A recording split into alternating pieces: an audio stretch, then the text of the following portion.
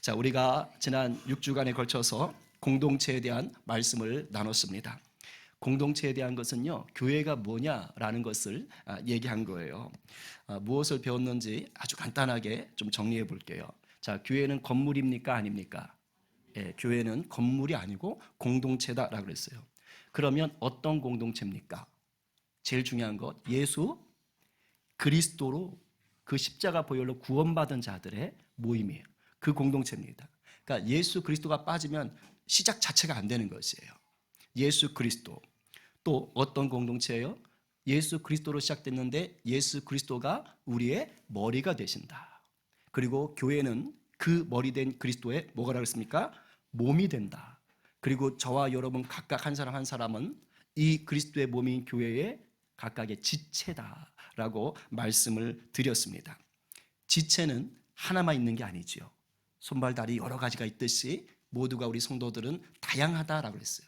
그리고 동시에 차별이 없습니다. 그리스도의 몸인 성도의 각 지체는 모두가 다양하지만 모두가 소중합니다.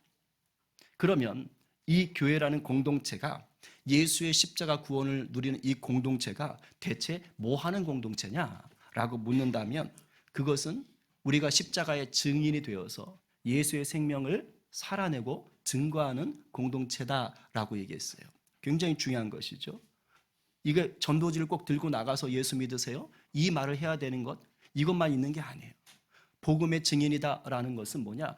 여러분의 각자의 한 사람 한 사람의 삶이 곧 전도지가 되는 거예요. 그러니까 여러분의 삶 자체가 최고의 전도지인 것이죠. 그렇게 살아가야 되는 것이고 그것을 위해서 우리 주님이 우리에게 무엇을 주셨어요? 은사를 주셨다고 했어요. 저마다 우리 주님 나라 위해서 사용할 수 있는 무기를 주셨어요. 주특기를 주셨어요. 이것은 주님의 은혜 가운데 날마다 개발되어질 수가 있는 것입니다. 그래서 이것을 통해서 이 교회 공동체 안에서나 세상에 나가서나 빛과 소금의 역할을 감당할 수 있도록 하셨습니다. 이렇게 착한 행실을 우리가 드러낼 때 하나님도 영광 받으시고 세상 사람들도 아하, 저 사람이 하나님의 사람이구나, 예수의 사람이구나 라는 것을 알 수 있습니다. 자, 이제 오늘은 마지막 시리즈입니다. 오늘은 우리가 성령 공동체다라는 것에 대해서 살피려고 합니다. 우리가 성령님을 생각하면 많은 경우는 그냥 1대1 관계를 생각해요. 성령님과 나 개인의 관계를 생각합니다. 그래서 성령님 내 안에 계시지, 성령님은 나의 전부가 되셔, 뭐 나는 성령 충만하고 싶어, 나는 저 사람은 되게 영적이야, 저 사람은 되게 신령해, 아니면 뭐 성령의 열매를 맺어야 될 텐데 내 성령의 은사는 뭐지? 이렇게 우리는 무의식 가운데 성령님 하면 그냥 성령님 나와의 1대1 관계를 생각하기가 쉽습니다. 그런데 여러분, 교회라는 이 공동체의 시작을 보면은요, 성령님은 개인적 차원이 아니라 공동체의 차원에서 교회가 시작되었어요. 성령과 함께. 이 교회의 시작은 성령이 공동체 가운데 역사함으로 시작되었다는 것이죠. 굉장히 중요한 것입니다. 예수님께서 베드로가 주는 그리스도시요 살아계신 하나님의 아들입니다 라는 고백을 하자, 와, 너 정말 짱이다, 너 정말 대단해, 너 정말 귀하다 하고 그 고백을 들으시고 예수님이 저 말씀을 하세요. 내가 너한테 말하는데 너는 베드로라. 베드로가 반석, 돌이란 뜻이잖아요. 그래서 내가 이 바위 위에 내 교회를 세우리니 음부의 권세가 이기지 못한다. 너에게 교회를 세운다는 것이 아니고 너의 그 고백 위에 주님이 이제 교회를 세우는데 그 교회가 음부의 권세, 마귀의 권세를 무찌른다는 것이에요. 마귀가 교회를 공격한다는 뜻이 아니고 교회가 마귀의 문을 무찔러 버린다는 것입니다. 그러니까 그런 권세를 줄 것이다 라고 말씀을 하셨어요. 그런데 저 때부터 교회가 시작됐느냐? 뭐 엄밀히 따져 들어가면 그럴 수도 있겠지만 본격적인 교회 공동체로서의 시작은 저 때가 아닙니다. 우리 주님이 세운다고 말씀하셨고, 그리고 본격적인 교회 공동체 시작은 언제냐? 예수님이 부활하신 후에 50일이 지나서예요. 오순절부터 시작이 됩니다. 근데 그 전에 예수님이 부활하신 후에 제자들에게 나타나시죠. 나타나셔서 너희가 하늘로부터 권능, 능력이 임할 때까지 이곳에 머물면서 기도하거라 라고 하시면서 또 사도행전에 가면 이 얘기를 하세요. 우리가 너무 잘 알죠? 오직 성령이 너희에게 임하시면, 이게 예수님이 말씀하셨던 거예요. 하늘로부터 권능이 임할 때까지 그 성령이 너에게 임하시면 너희가 권능을 받고 예루살렘과 유대와 사마리아 땅끝까지 이르러 내 증인이 되리라 하시리라. 자, 이 말을 듣고 나서 제자들이 어떻게 했습니까? 예수님의 말씀대로 예루살렘에 모여서 뭐 하는 겁니까? 이제 주구장창 기도하는 거예요. 모여서 열심히 기도하는 거예요. 언제인지 몰라요. 50일 뒤에 성령 임한다고 말씀 안 하셨습니다. 그러나 언제인지 모르지만 제자들이 열심히 기도했습니다. 그런데 50일 뒤 오순절이 되었어요. 이때 제자들이 모인 그 자리에 놀라운 일이 벌어집니다. 바로 성령님이 그 자리 가운데 임하시는 거예요. 이것이 놀랍게 임했어요. 그 생생한 장면이 성경에 기록이 되어 있다는 거 아닙니까? 사도행전 2장입니다. 한번 같이 읽어볼까요? 자, 시작. 오순절 날이 이름에 호련히 하늘로부터 급하고 강한 바람 같은 소리가 있어 그들이 앉은 온 집에 가득하며 마치 불의 혀처럼 갈라지는 것들이 그들에게 보여 각 사람 위에 하나씩 임하여 있더니 그들이 다 성령의 충만함을 받고 성령이 말하게 하심을 따라 다른 언어들로 말하기를 시작하니라. 할렐루야. 아멘. 자, 성령님은 영이시지요. 영이면은 눈에 보입니까? 안 보입니까? 안 보입니다. 영이신 성령은 보이지 않아요. 그런데 우리 성령님은 삼위일체 하나님이시니까 전능하십니다. 그래서 얼마든지 우리가 느끼고 경험할 수 있도록 일을 하실 수 있을까요? 없을까요? 당연히 있으시죠. 그러니까 원래는 안 보여요. 뭐 소리 이런 거 없으신 분입니다. 그러나 원하시면 우리가 느낄 수 있도록 경험할 수 있도록 일을 하실 수 있는 분이셔요. 그래서 그렇게 일을 하시는 거예요. 왜요? 알려줘야 되니까. 내가 성령으로 임했다라는 걸 알려줘야 되니까 성령이 우리가 느낄 수 있도록 일하시는 거예요. 오순절에 제자들이 모여있는 그곳에 성령님이 청각적으로, 시각적으로, 그리고 신비한 능력으로 임하십니다. 자, 청각적으로 임했다는 건 뭡니까? 하늘에서 급하고 강한 바람 소리 같은 게 들리는 거예요. 쉬 하든지 뭐 했든지 뭐가 들렸겠죠. 그죠? 뭐지 이게 뭐지? 어디서 나는 거지? 이 문 다 닫아놓고 있는데 막 바람 소리 들리고 막 그럴 수 있잖아요. 그러니까 그렇게 이게 뭐지? 환청인가? 들리고 있는 거예요.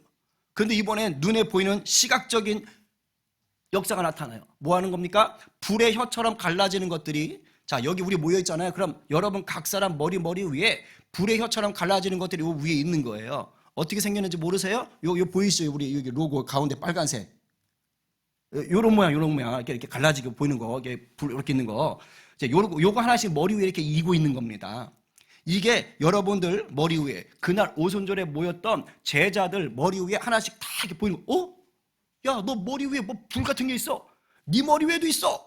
제 머리 위에도 있네. 하면서 다 얘기하기 시작하는 것입니다. 그런 다음에 신비한 능력이 갑자기 임하는데 자기들도 알지 못하던 다른 나라 말이에요. 여기서 말하는 이 이제 방언이라고 하는데 여기서 말하는 방언은 뭐 우리가 흔히 얘기하는 그런 방언이 아닙니다. 그야말로 영어, 중국어, 아프리카, 뭐 스왈리어 이런 식으로 말하는 외국어예요. 그러니까 그 자기도 평생 해보지 않았던 다른 나라 말을 막 하기 시작하는 거예요. 사람들이, 제자들이. 자, 잘 보세요. 지금 성령님이 각 사람 위에 임했죠. 보니까 그렇죠? 각 사람 위에 임했습니다. 그리고 각 사람이 서로 다른 나라 말로 이야기하기 시작했습니다. 여기까지만 보면 성령님이 분명히 거기 모인 사람들 위에 커다란 하나의 불로 임하신 게 아니에요. 각 사람 가운데 임했어요. 거기 있는 모든 사람이 하나의 다른 나라 말을 한 게 아닙니다. 각자가 서로 다른 말을 했습니다. 여기까지 보면 성령님이 개인적으로 일을 하신 것처럼 보이지만 그러나 사실은 성령님이 뭐 하신 거죠? 개인적으로 일을 하시되 그 공동체, 모임 무리 가운데 일하신 겁니다.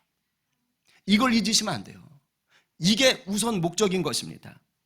한 사람만 특출나게 세우신 것이 아니라 예수의 말씀을 듣고 온전히 기도하며 모였던 그 자들 가운데 교회를 시작하기 위하여 성령께서 표시해 주시는 거예요.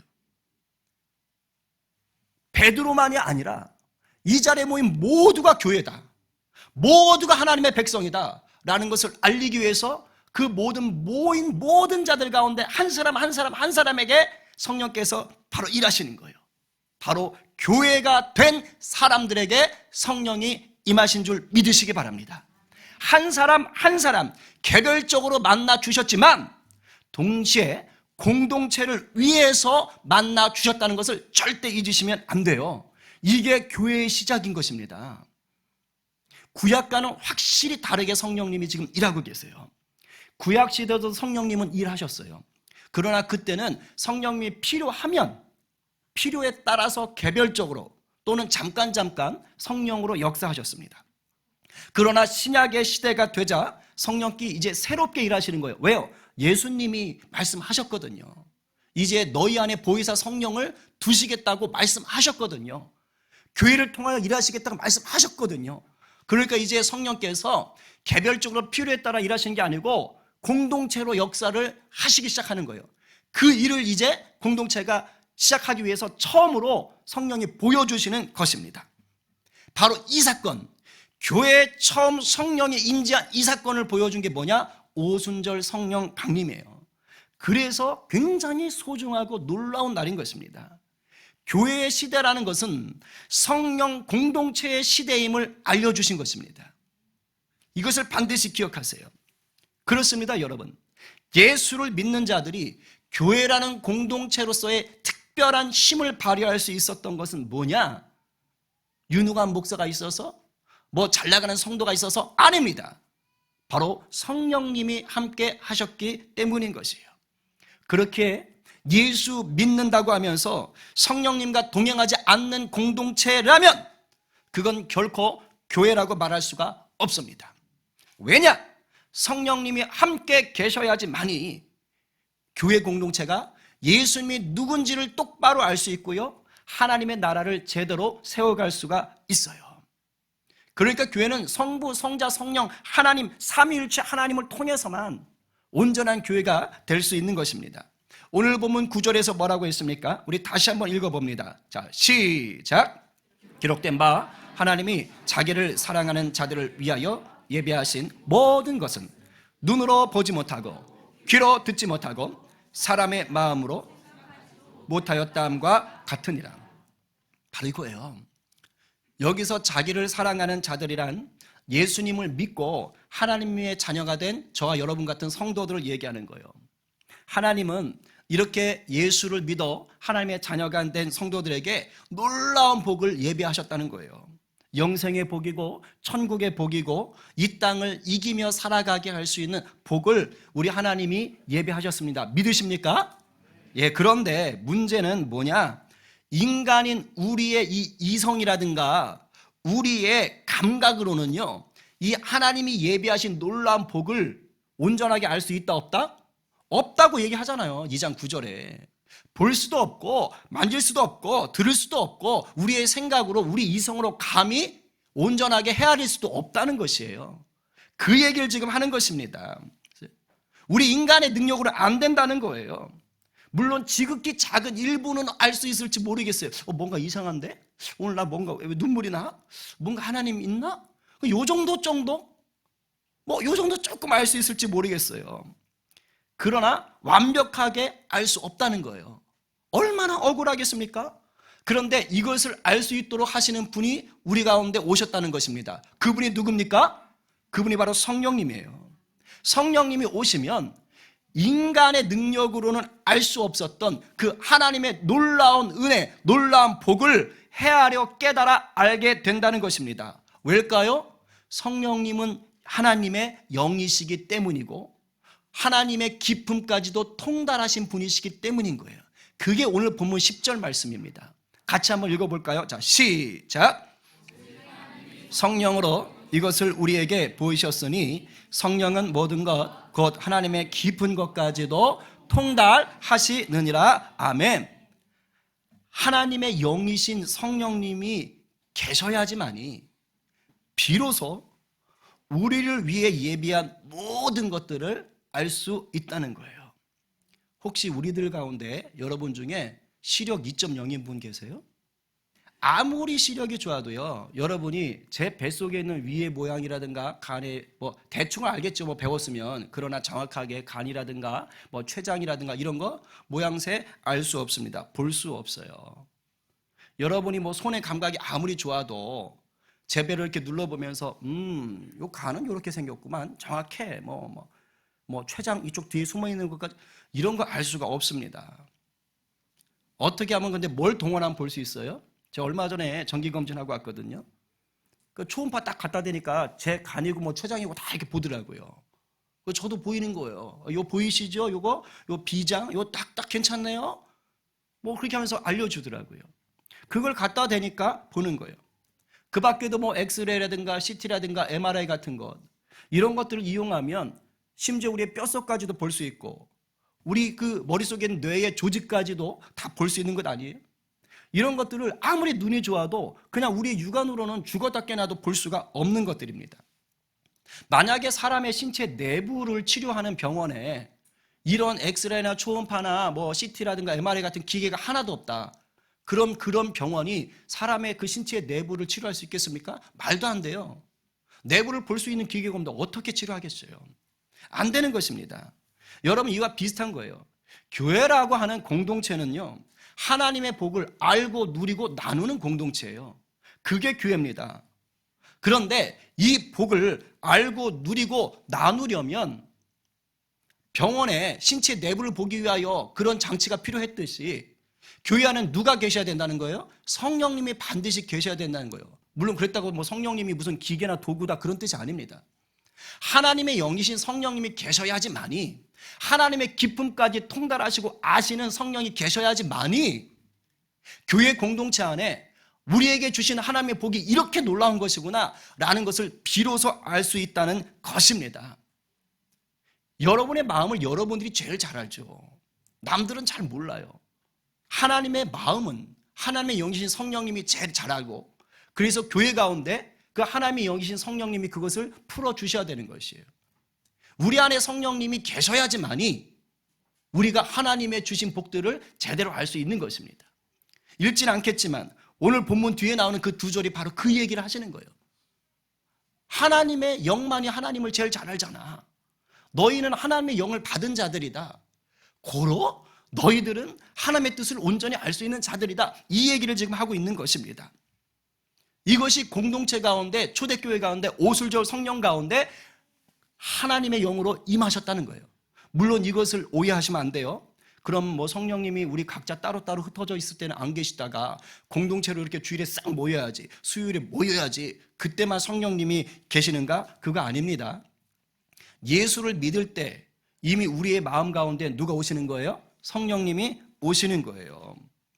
제 안에 계신 성령님, 여러분 안에 계신 성령님이 다른 분입니까? 같은 분입니까? 같은 분이에요. 그래서 엄밀하게 말하면 모든 교회는 사실 정말 교회라면 그 교회 공동체 안에 성령님은 당연히 계신 거예요. 그러니까 성령님이 오셔야 계시는 게 아니에요. 교회라고 부르는 그 성도들의 모임이라면 정말 당연히 그 안에는 성령님이 계신 것이죠. 왜냐하면 믿을 때 오시니까, 그리고 같은 성령이니까. 그러니까 교회 공동체는 당연하게 무슨 공동체여야 되는 거예요? 성령 공동체여야 되는 게 당연한 거예요. 다시 만들어야 되는 게 아닙니다. 왜? 모든 성도 가운데 똑같은 성령님이 계시거든요. 한 분 성령님이 계시거든요. 근데 문제는 뭡니까? 이게 문제예요. 성령 공동체인 게 분명한데도 불구하고 성령 공동체답게 살지를 못하는 경우가 있는 거예요. 정체성은 성령 공동체인데 하는 걸 보니까 성령 공동체답지 않은 거예요. 근데 이런 경우가 생겨요. 언제 생기느냐? 공동체로 모인 성도들의 마음이요, 세상에 묶여 있는 거예요. 주님이, 성령님이 왕이 되는 게 아니라 교회 공동체로 모인 성도들의 마음에 자기의 자아가 왕이 되어 있는 거예요. 더 쉽게 말하면 성도들이 모였는데 자기 생각, 자기 욕심, 자기 유익을 서로 더 구하고 있는 겁니다. 이러면 교회라는 이름으로 모이긴 모였는데도 불구하고 성령님의 역사를 경험할 수가 없게 돼요. 성령님께 주님의 자리, 왕의 자리를 내어드리질 않고 있기 때문입니다. 성령님 저쪽으로 가 계세요. 좀 참견 좀 하지 마세요. 이러고 있는 거하고 똑같은 겁니다. 로마서 8장 7절 9절 말씀을 같이 받겠습니다. 시작. 육신의 생각은 하나님과 원수가 되나니 이는 하나님의 법에 굴복하지 아니할 뿐 아니라 할 수도 없습니다. 육신에 있는 자들은 하나님을 기쁘시게 할 수 없느니라. 만일 너희 속에 하나님의 영이 거하시면 너희가 육신에 있지 아니하고 영에 있나니 누구든지 그리스도의 영이 없으면 그리스도의 사람이 아니라. 이건 근본적으로 예수 믿고 안 믿고의 구별을 얘기하는 것이기도 하지만 하나님의 영이 거한다는 게 뭡니까? 결과론적으로는 성령님이 우리 마음속에 주인이 되신다. 우리 마음속에 왕이 되어 계신다라는 거예요. 그러니까 교회 나온다고 해서 다 이게 아니라니까요. 교회는 나오지만 여전히 예수님, 성령님이 내 자리에 왕으로 계신 게 아니면요, 죄송하지만 아직 예수님을 제대로 믿는 게 아닌 겁니다. 그런 사람들은요, 결국 뭐예요? 육신의 생각대로 살아요. 달리 말하면 내 자아의 생각, 세상의 기준을 가지고 살아가는 것이에요. 하나님의 법을 따르질 않습니다. 그런 거 좋아하지 않아요. 왜 그렇게 살아야 되는데? 미쳤어? 내가 왜 손해보고 살아? 내가 왜 섬겨야 되는데? 이런 식으로 나가는 것이죠. 그렇다면 성령님의 그 주인 삼은 공동체답게 사는 게 뭐냐? 그 교회답게 사는 게 뭐냐? 살아있는 교회, 성령님이 살아있는 교회의 모습이 뭐냐? 제가 정말 짧게 세 가지로만 얘기하고 끝내려고 해요. 첫 번째는요, 예배가 살아있는 걸 보시면 돼요. 여러분, 예배가 살아있는 교회라면요, 성령님이 살아 역사하는 교회입니다. 왜요? 성령님은 예배하게 하는 영이세요. 예배하게 하는 영이에요. 예수님께서 요한복음 4장에서 당시 유대 사람들이 차별하던 사마리아로 관통하시면서 불우한 인생을 살던 한 여인을 만나죠. 사마리아 여인. 그 여인을 만나서 이런 대화를 나누십니다. 잘하는 말씀이에요. 같이 한번 읽어봅니다. 자, 시작. 아버지께 참되게 예배하는 자들은 영과 진리로 예배할 때가 오나니 곧 이때라. 아버지께서는 자기에게 이렇게 예배하는 자들을 찾으시느니라. 하나님은 영이시니 예배하는 자가 영과 진리로 예배할지니라. 아멘. 여러분, 영과 진리로 예배하라는 뜻이 뭡니까? 성령과 진리 되신 예수 그리스도를 의지해서 예배하라는 거예요. 단순히 큰 소리로 기도를 뜨겁게 손뼉 치면서 그렇게 예배해야지만이 살아있는 예배다, 그런 얘기를 드리는 것이 아닙니다. 저는 오늘 솔직하게 진지하게 여러분들이, 이건 제가 설교를 준비하며 저 자신에게 먼저 물었던 것입니다. 우리가 어떤 예배를 드리고 있는지 생각해 보자고요. 과연 매주일 이렇게 여러분들이 여기서 예배를 드리고 계시는데 여러분들 예수님, 성령님을 정말 의지하면서 예배하십니까? 성령님과 정말 친밀함을 누리며 예수님의 말씀을 간절히 사모하는 마음을 가지고 예배하시냐 이 말이에요. 그로 인해서 예배하는 가운데 하나님께 영광을 돌리고 내가 주님 말씀하신 대로, 아까 우리 이기훈 집사님도 기도하셨지만 정말 주님이 말씀하신 대로 내가 한 주간 그것을 붙잡고 살아가야겠다, 이런 마음의 결단을 하면서 오시냐 이 말입니다. 찬양하고 기도하고 말씀 시간에 얼마나 집중해서 참여하십니까? 우리 청소년들 얼마나 집중해서 참여하나요? 우리 어르신들 얼마나, 우리 장년들 얼마나 집중해서 참여하나요? 혹시 습관적으로 그냥 예배 순서에 적당히 맞춰가지고 그냥 흘러가듯이 그렇게 가고 있지 않습니까? 찬양도 귀찮으면 안 하고 그냥 대충 하고 PPT 가사만 눈으로 그냥 대충 따라가는 정도로 있고, 말씀을 들을 때도 막 잡념이 떠오르면 그 잡념 쫓아가고 졸음이 오면 그냥 그 졸음에 기대가지고 졸고, 혹시 그러고 있지 않냐고요. 설교를 듣다가 이거 내 생각과 좀 다르네? 그러면 가차없이 거부하고 비판하고 그냥 흘려버리고 있지는 않습니까? 여러분, 정말로 영과 진리로 예배하기를 힘써 보십시오. 정말로 성령님을 붙잡으십시오. 그러면 예배가 달라질 수밖에 없습니다. 예배가 달라질 수밖에 없어요.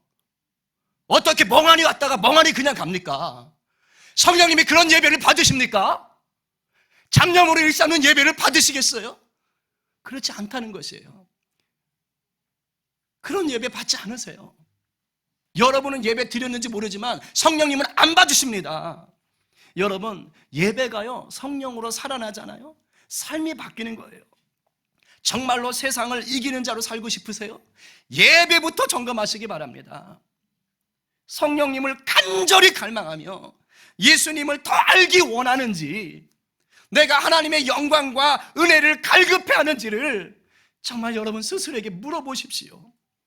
정말 바라기는요, 여러분, 우리 모두가 성령님을 주인 삼고요, 성령님께서 살아 역사하시는 그런 예배를 드리는 성님의 예배 공동체가 되기를 간절히 축원합니다. 성령님이 살아있는 교회는요, 두 번째, 서로 사랑하려고 힘쓰는지를 보시면 돼요. 서로 사랑하면서 하나가 되려고 몸부림치고 있다면 그건 성령님이 살아있는 거예요. 왜요? 성령님은 사랑하게 하는 영이에요. 사랑의 영이에요. 그게 성령님이에요. 사도 바울이 고린도전서 12장 13절에서 이렇게 말합니다. 같이 받겠습니다. 시작. 우리가 유대인이나 헬라인이나 종이나 자유인이나 다 한 성령으로 세례를 받아 한 몸이 되었고 또 다 한 성령을 마시게 하셨느니라. 아멘. 여러분, 여기서 말하는 유대인, 헬라인, 종, 자유인이라는 것은요, 세상 사람들 기준으로 보면 아주 수많은 차이와 아주 수많은 차별이 있는 관계들인 거예요. 그런데 이런 사람들이 예수를 믿으니까 어떻게 됐다고요? 모두가 한 사람도 예외 없이 한 성령 안에서 하나가 됐대요. 여기서 하나가 됐다라는 말을 다른 말로 표현하면 사랑한다라는 뜻입니다. 사랑한다. 예수님이 요한복음 15장 12절에서 이렇게 말씀하셨어요. 내 계명은 곧 내가 너희를 사랑한 것 같이, 내가 너를 위해서 십자가에서 내 목숨을 내어 주인 것처럼 사랑한 것 같이 너희도 그렇게 서로 사랑하라. 이거야. 이것을 위해서 나는 가지만 보혜사 성령님이 너희에게 오신단다 라고 얘기하시는 거예요. 여러분, 유대인과 헬라인은요, 종과 자유인은요, 서로가 왼수처럼 지내던 자들이에요. 그때 당시에 세상에서는 도무지 사랑하기가 힘든 관계들입니다. 유대인과 헬라인은요, 그냥 정말로 서로 미워하고 증오하고, 종과 자유는 뭐예요? 종에게 너는 무조건 복종하는 거지, 너는 사람이 아니야, 너는 그냥 짐이야, 너는 물건이야, 너는 사용품이야, 너는 소모품이야, 이렇게 생각했던 그런 시대입니다. 그런데 이런 자들이 하나가 됐다는 건 뭡니까?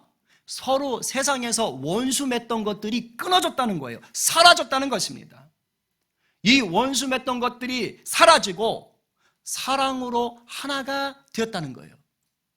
이게 바로 성령이 임한 초대교회 공동체의 역사되는 거예요.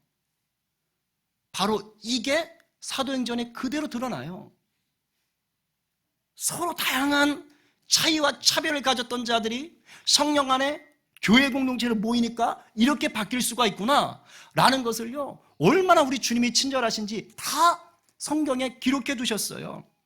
이 사건이 있다고요. 사도행전 2장에 나와요. 믿는 사람이 다 함께 있어 모든 물건을 서로 통용하고 또 재산과 소유를 팔아 각 사람의 필요를 따라 나눠주며 날마다 마음을 같이하여 성전에 모이기를 힘쓰고 집에서 떡을 떼면 기쁨과 순전한 마음으로 음식을 먹고 하나님을 찬미하여. 이 칼 막스가 이 성경을 잘못 알아가지고 자기가 자기 힘으로 해보려다 공산주의가 망한 거 아닙니까? 안 되는 거예요, 사람 힘으로는. 그런데 성령님이 주인이 되시니까 이런 역사가 자연스럽게 일어나는 거예요. 성령님이 주인 되니까 각 사람 사람 가운데 내가 더 많이 가질 거야, 이건 내 거야, 절대 줄 수 없어, 그렇게 하던 욕심이 사라지는 거예요. 너 같은 자식이 뭘, 넌 내 발밑에 있어, 이런 마음들이 사라지는 거예요. 차이와 차별을요, 성령이 주시는 긍휼과 섬김으로 덮어버린 것입니다. 그렇게 되니까 내 거라고 하기가 싫은 거예요. 이거 다 주님이 주신 건데. 돌아보니까 어려운 자들이 있는 거예요. 자기의 소유를 팔아서 자, 우리 똑같이 나누는 그런 게 아닙니다. 필요한 자들에게 필요를 따라 서로 나눌 수 있게 하는 것입니다. 사랑의 나눔, 사랑의 섬김이 강력하게 드러나는 거예요. 사실 지금까지 교회가 이 일을 하고 있는 거예요. 여러분 사회 정책이 어떻게 바뀌든 뭘 하든 상관없이요. 교회는 역사 이래로 이런 일들을 해왔습니다. 드러나지 않을 뿐인 거지 알게 모르게 일들을 얼마나 많이 하는지 모릅니다. 여러분들이 왜 성경 부지헌금 왜 드려요? 다 그렇게 애쓰고 힘쓰고 수고하는 자들을 위해서 흘려보내는 거예요. 어디 이뿐입니까? 일단 모이는 게 즐거워요. 잘 모입니다. 성령 공동체는요 잘 모여요. 왜? 기쁘거든요. 함께 모여서 예배하고 기쁨 가운데 성찬과 애찬, 식사지요. 애찬을 함께 나누는 거예요. 근데 이 모든 것들이 누가 강제로 시키는 게 아닙니다. 목사가 시켜서 한 게 아닙니다. 성령님이 다스리는 공동체가 되니까, 성령님이 살아있는 공동체가 되니까 자연스럽게 이러한 역사가 일어나요. 왜? 예수님이 그렇게 살라고 말씀하셨으니까 예수님을 따라가는 거예요. 성령님의 역할은 예수님이 하신 말씀을 기억나게 하고 예수님이 하신 말씀을 따라갈 수 있도록 돕는 분이거든요. 그러니까 이게 예수님이 원하였던 거구나, 그럼 우리가 이렇게 해보자 라고 되는 것입니다.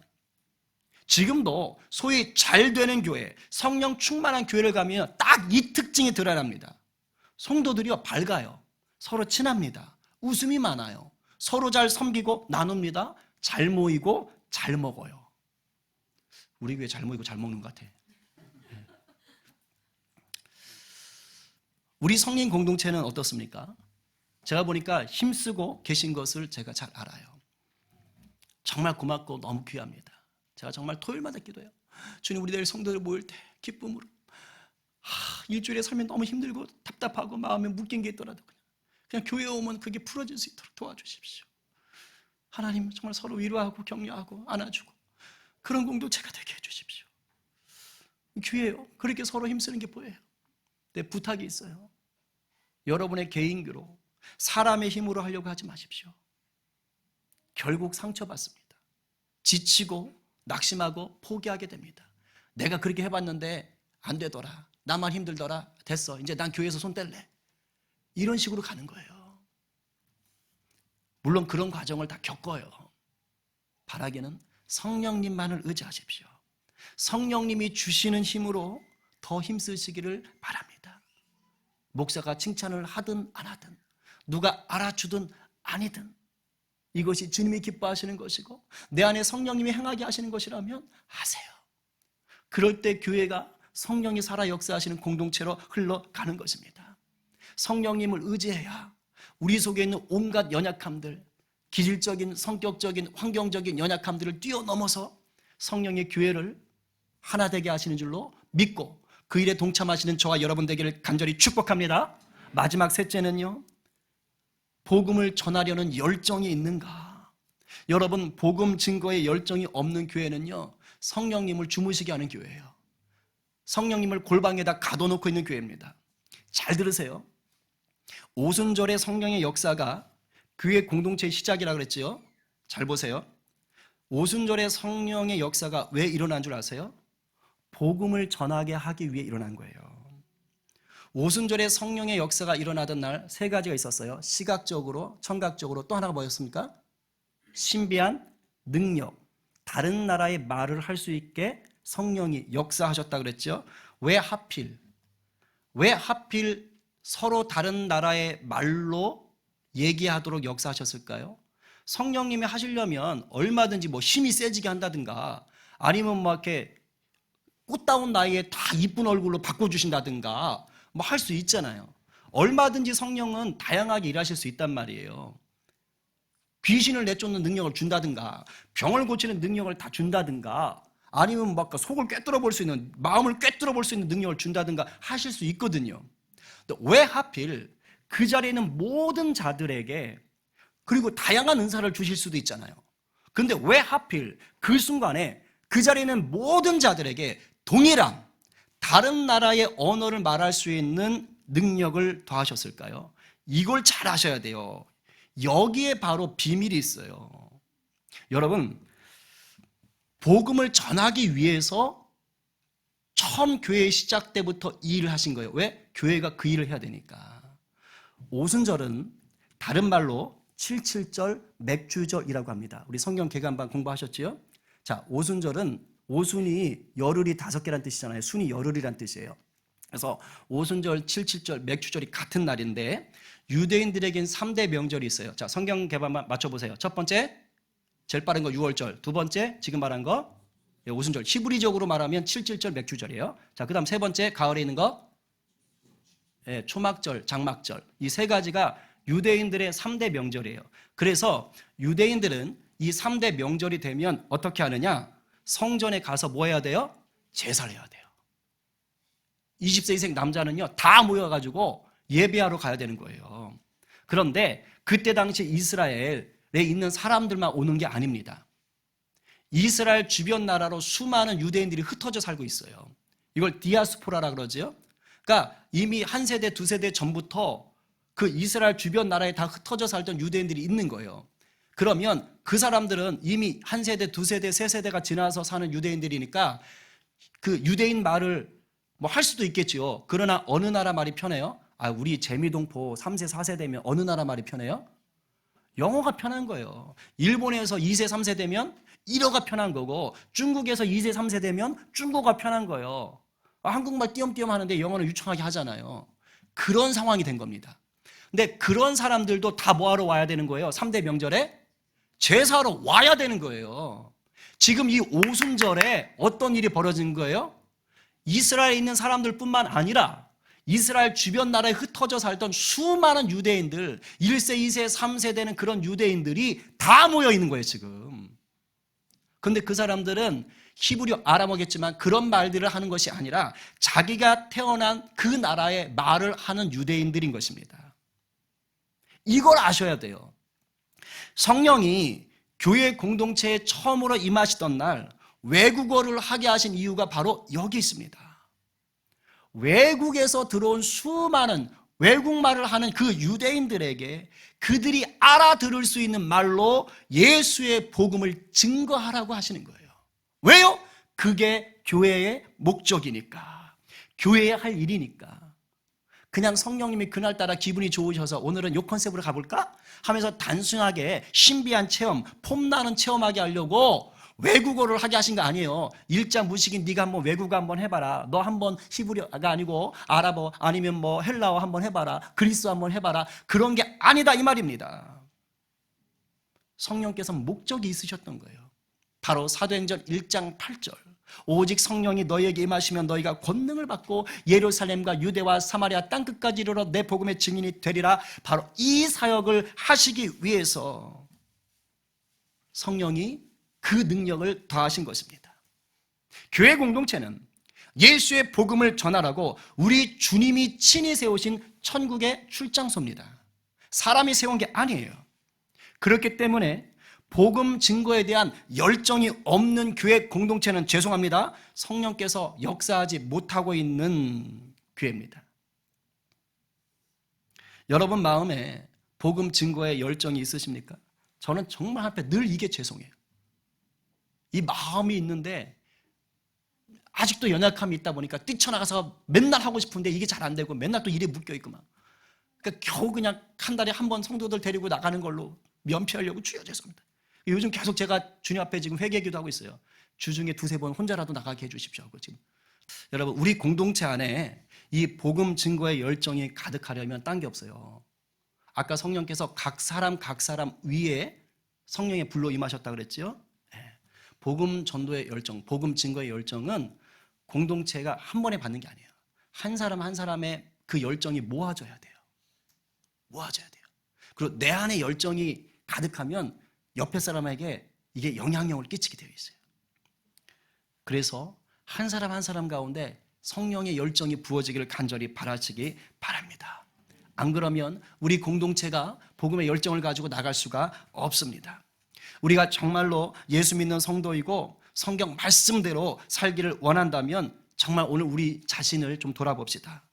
내 안에 우리 속에 도대체 예수 생명, 예수 복음을 좀 전하고 싶은, 증거하고 싶은 열정이 있는가?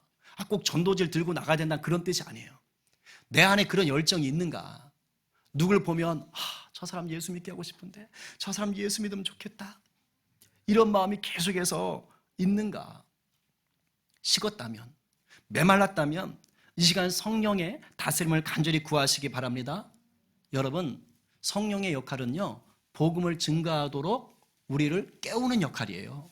성령님이 우리 안에 역사하셔야지 복음의 열정도 살아나는 것입니다. 이제 정리하겠습니다. 우리 교회 이름이 뭡니까? 성림이죠.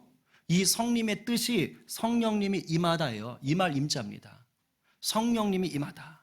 그야말로 늘 성령님이 임재하시는 공동체가 되기를 바라면서 원로 목사님께서 교회 이름을 이렇게 지으셨을 거예요. 그렇다면 이름값은 하는 교회가 되어야 되지 않습니까? 성령의 임재 속에서 예배하는 교회, 성령의 하나 되게 하심을 따라서 사랑하는 교회, 성령의 권능을 힘입어서 복음을 증거하는 교회가 되어야 할 것입니다. 오늘 누가 하나님의 기품까지도 통달하시는 성령님을 내 삶의 분명한 주인으로 온전히 모시겠습니까? 오늘 누가 우리 공동체 위에서 살아 역사하기를 원하시는 성령님을 더 갈망하시면서 성령 충만하기를 구하시겠습니까?